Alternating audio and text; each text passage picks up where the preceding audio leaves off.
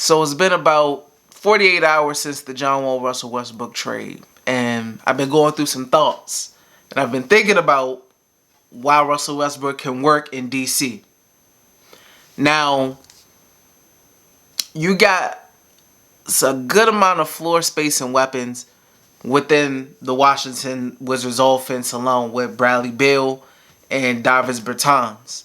Then you add on Thomas Bryant, a center, who I don't know if in Russell Westbrook's career, I don't believe so, if he's played with a center who's as good offensively with his ability to extend beyond the three-point line as Thomas Bryant. You got Adams, Capella, of course Russell Westbrook fans know his time at Thunder is Collison and all those guys, other centers and stuff like that. But Thomas Bryant's ability to stretch the floor is going to be key for him. He's not going to get in the way. He can be behind that three-point line. He shot 40% from the three last season. I mean, that pick and roll, that pick and pop with Russ and Bryant, you can do a lot of things with that. It's not always pick and roll to the basket, pick and roll to the basket. You can do a lot of different things with it. I think that opens up the offense a lot more, and Russ is going to have a lot of space. And I'm talking about big men. I'm talking about traditional big men. I'm not talking about P.J. Tucker or Robert Covington, moving to the center position when they're really, wings. I'm not talking about that. Now, so you're not really giving up size. You're not giving up size. You're not giving up wingspan to accommodate to Russ's play style. I think guys like Isak Bonga, Troy Brown, Rui Hachimura, Dinyabdia, they're going to have to... they were already doing this in the offseason because they were preparing to play with John Wall, who they knew was going to set them up for catch and shoot opportunities, and a lot of them. So they already knew that, and nothing changes with Russell Westbrook. It's kind of the same thing. He's going to set you up. He's going to attack the basket. Guys are going to have to respect Russell Westbrook attacking the basket. It's Westbrook. They're going to have to. They're going to have to crash, or else you're going to get dunked on. It's pretty simple. Now, you're going to have Bonga in the corner, Rui in the corner. Improved three-point shooters from last season. Now, Westbrook fans, you may not know. Wizards fans, we know. These guys have worked on their three-point shooting and their catch and shooting. It's just obvious. That's going to be a thing. So I think that spacing, along with Thomas Bryant, Bradley Beal, and Davis Bertans, no matter if Davis is coming off the bench or not, Davis is going to be ending games in final game lineups at the end of games for, I'm pretty sure, almost every game. So you have two bigs who can stretch the floor at an incredible rate. You have another All-NBA caliber player who, in my opinion, is a better fit next to Westbrook than James Harden was. And that's no shot at Harden. Harden was just more of a ball-dominant kind of guard. Yes, Bradley Beal has been handling and facilitating and playmaking way more in these last 2 years, but that's obvious as to John Wall being out. He had no choice. But now you bring Westbrook back into the field, and now he can step back into that, finding shots for himself, getting himself open, catch and shoot, off-ball opportunities. He's not really worried about, all right, I got to get the offense going. All right, I got to get my teammates involved. He can really focus on doing his thing. Now, he can facilitate and playmake and have the ball in his hands, but he doesn't really need that to truly, truly be effective, because with John Wall for years, he was already in that catch and shoot role, but obviously he's an improved player. Now, for all those people worried about Russell Westbrook coming in and shooting all these shots and jacking up all these shots and taking the shots away from Brad and whatnot, I think they're going to find that balance. I do think they're going to find that balance. I don't know if Bradley Beal's going to be a 30 points per game scorer again. I don't know. I don't see that.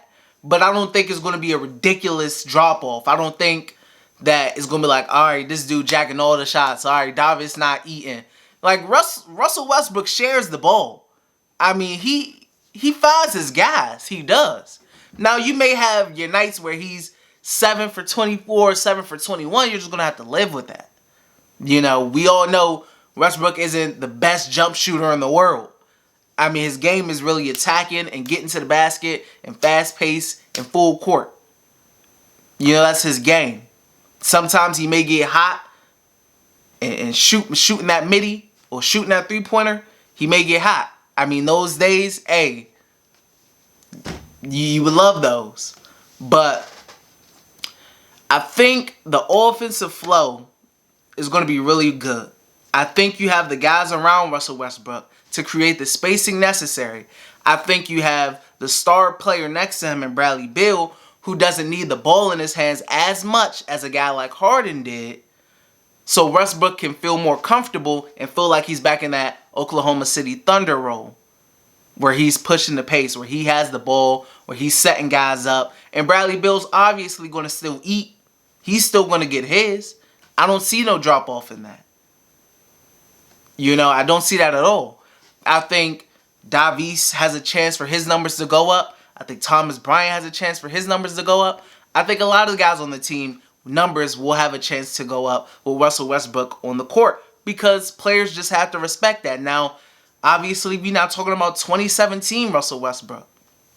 But still, 2020 Westbrook was pretty good. I mean, his percentages may have dropped off, or whatever you want to call it, or whatever you want to say. But you got to respect his game at the end of the day. And now you're not going to respect him as much as a jump shooter. If he's going to beat you, you want him to do it shooting jump shots. But that's where you got your Bertans is for. Your pick and pops with Thomas Bryant for. Messes up the game for the defense. Who you going to guard? Who you going to leave open? It's going to be somebody open. Now, I think with all the you know, people who are kind of cautiously optimistic and stuff, I think you can start to have, because I'm starting to have more of an optimistic mind, you know, after everything went down. I can see how this can work. I see, you know, how this offense can flow. Now, my worry is defense. I do still feel like they need to bring in a vet wing, Trevor Ariza type. You know what I mean? But I think there's a chance the Wizards can make some real noise this season still. I believe. Now, I don't know. Maybe that 7th or 6th seed. You got 2 All-NBA caliber players. They should make some noise. They should make the playoffs 100%. There's no excuse for them not to make the playoffs. In my personal opinion. Other people may feel differently. But I think Russ has the opportunity to make it work. I think it can work. We all going to see when the season starts soon. I mean, as shocking as the trade was after a couple days, you know, and starting to think forward into how the season's going to work, I'm seeing the vision. I'm seeing the fit. I think there's a chance it can work for sure. So you can count me under optimistic for the season. You definitely can. And guys, if you have anything, if you made it to the end of the video, shoot, add your comments, like, subscribe if you haven't already. I got more content coming. Westbrook and Beal. Russell Westbrook in a Wizards uniform. I mean, let's get to it. Let's get the season started. But that's all I got for you guys right now. Till later. Peace.